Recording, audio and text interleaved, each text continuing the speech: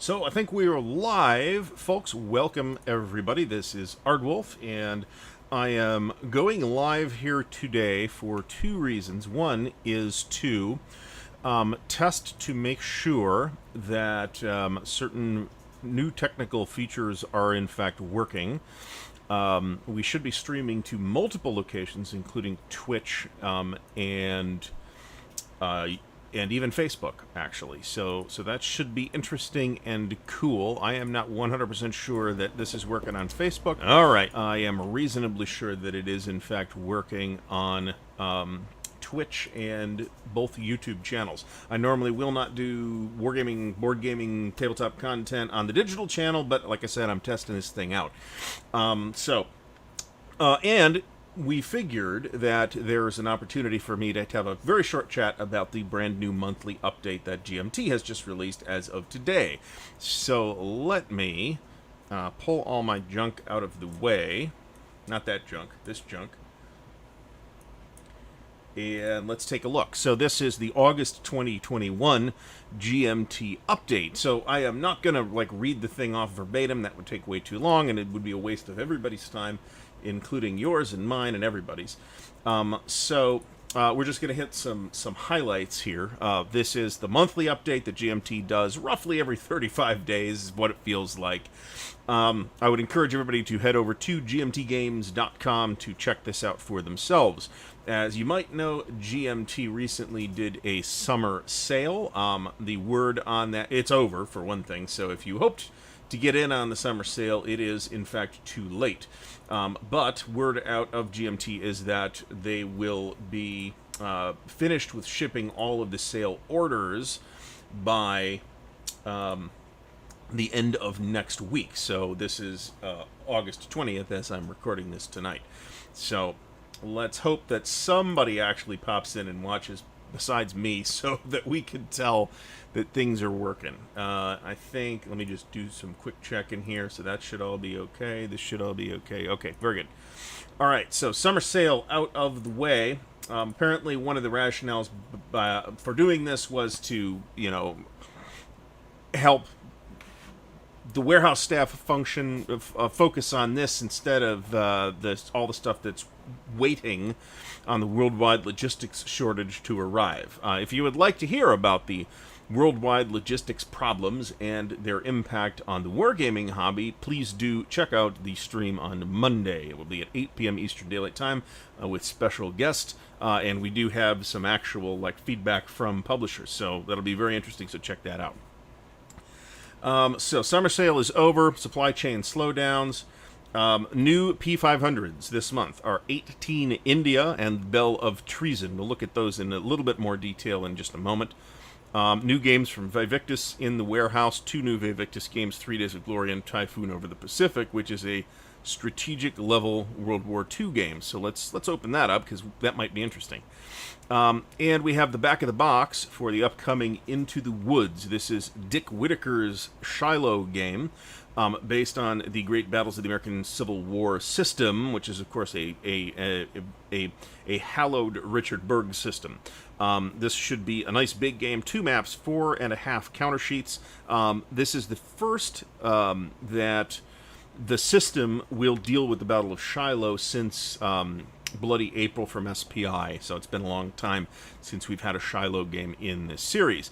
Here's some stuff on the GMT1 updates by Jason Carr, so check that out if you're interested. Here's a little bit of a wrap on the San Diego Historical Games Convention.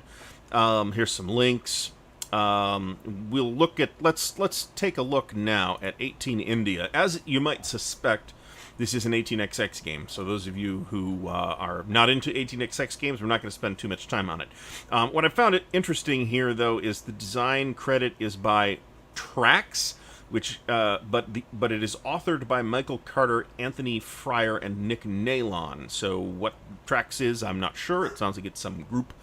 And then we have The Bell of Treason, the 1938 Munich crisis in Czechoslovakia. This is a game about the debate within Czechoslovakia about whether to capitulate to German demands, which of course historically they did.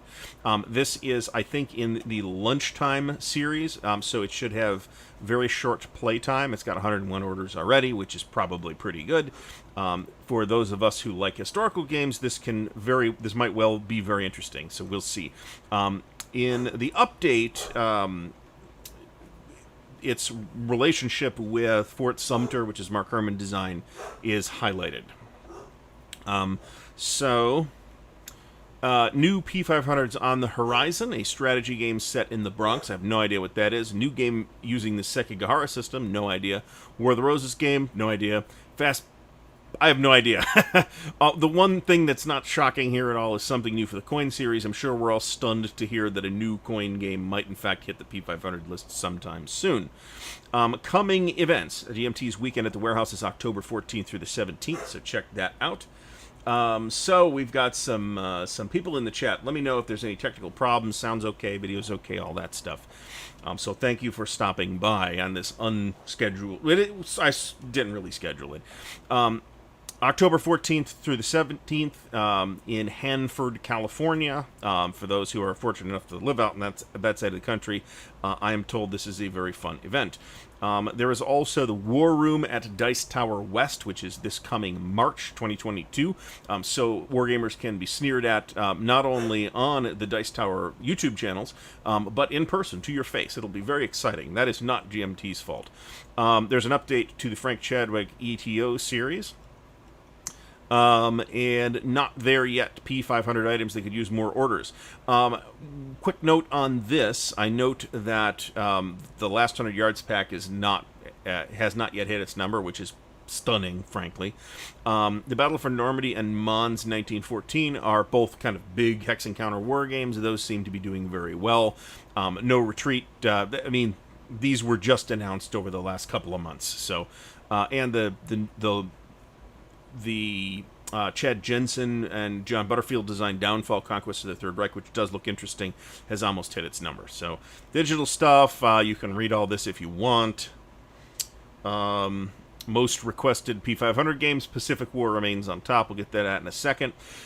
Next, shipping. Now, you got to read this because there's an assumption that this stuff will actually be arriving sometime fairly soon because of the worldwide logistics challenges.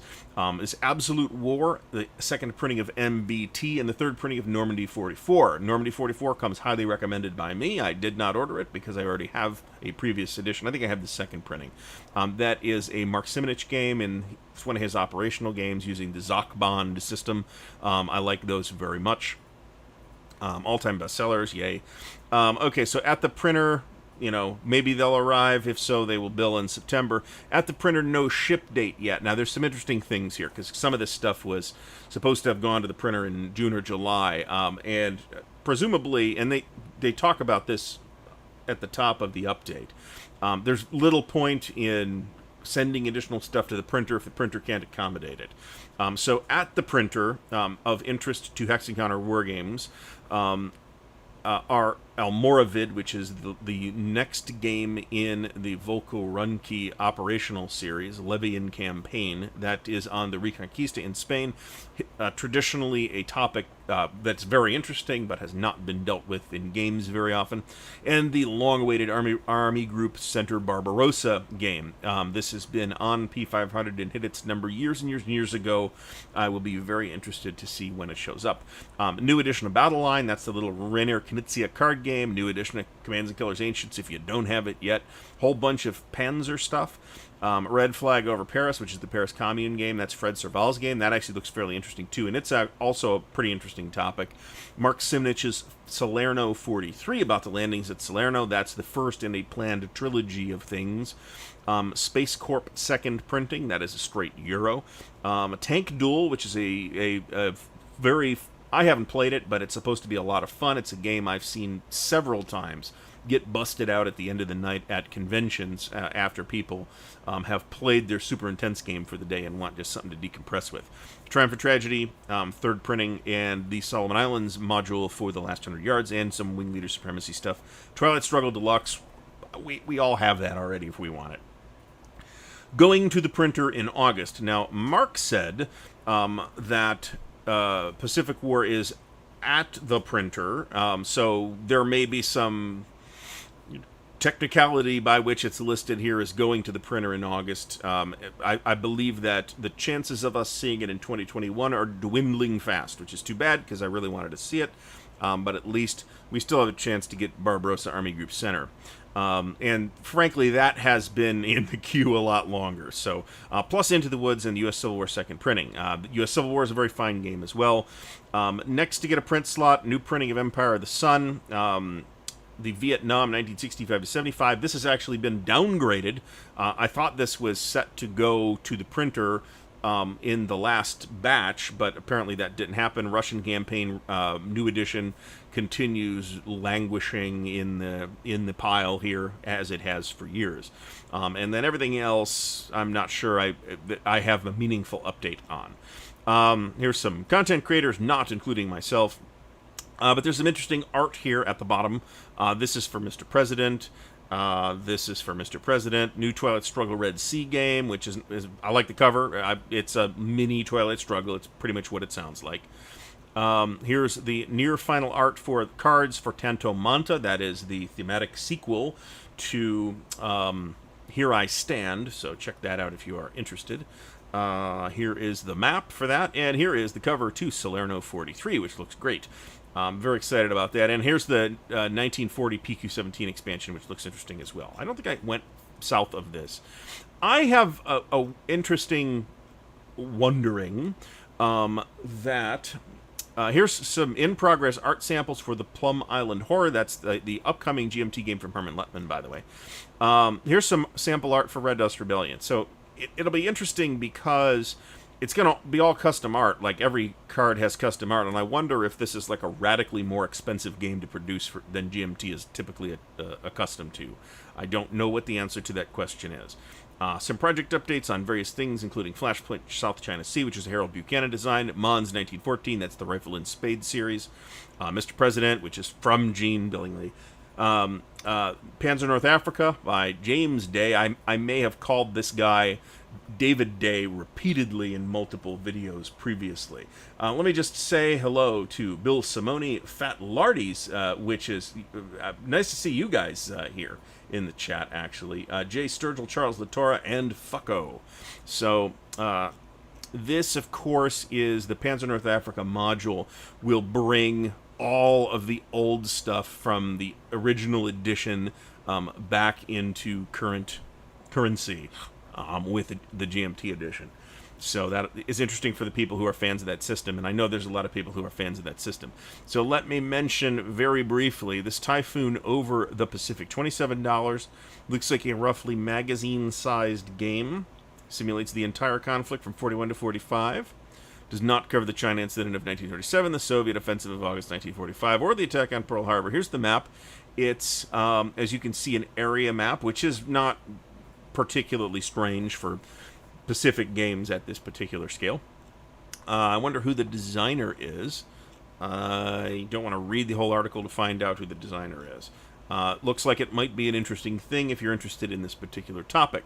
The one thing that is on P500 that I will pimp every time that I have the opportunity to do so is, I didn't open it up in advance, is Roads to Leningrad second printing.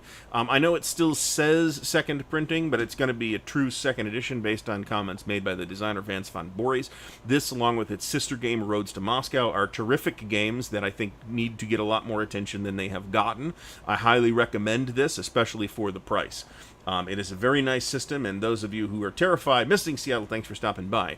Those of you who are terrified by comparisons to the East Front series, also from GMT, and the same designer, it's not that similar. There's some of the same bones in there, but this is a chit pull game. It plays very well solitaire. Highly recommended by me. So is there anything else in the GMT list? I would say no. So we are at 4 of 4 sites that we have actually broadcast to here. We are going to continue to do this, not to the digital channel because that's going to be for video games, but we're going to continue to stream to multiple platforms. I'll be able to start doing that on the regular stream on Monday, so you'll be able to see me on Twitch and Facebook as well. There are links to all that stuff in the video descriptions, so please do check that out. I would venture to say that virtually everybody who is watching is probably doing so on YouTube, but that's fine. So I would like to thank the service that I am using to do this with is called Restream. It is not free, so I would like to give a huge thanks to the patrons of Ardwulf's Lair to have helped me pay for this thing, at least for this month. So and it's not cheap. It's like $19 a month if you pay monthly, and I didn't want to pay for a year without trying it and make sure it works. So we're going to continue using it for the next month, and we'll see how it goes. Thanks again to the patrons. Please do check out the links in the video description to help support Ardwulf's Lair, including the Patreon page, the merch store, and the Ko-Fi page, and just following and turning notifications on helps the channel a lot, and also comment on the videos. So I want to thank everybody for watching. We're going to tune out now. Please do tune in to the stream on Monday at 8 p.m. Eastern Daylight Time. That is the regular monthly counterclipping show, weekly counterclipping show with a special guest this particular week. So check that out. Also, you may want to hop over in about 40 minutes to Mo's Game Table. Mo is going to be having a live stream of his own. This is his rescheduled Whiskey Charlie show, and he's going to have David Heath and designers from Lock and Load Publishing, and they're going to talk about their new Kickstarter that is now going on. So please do check that out. Thanks again for watching. Until next time.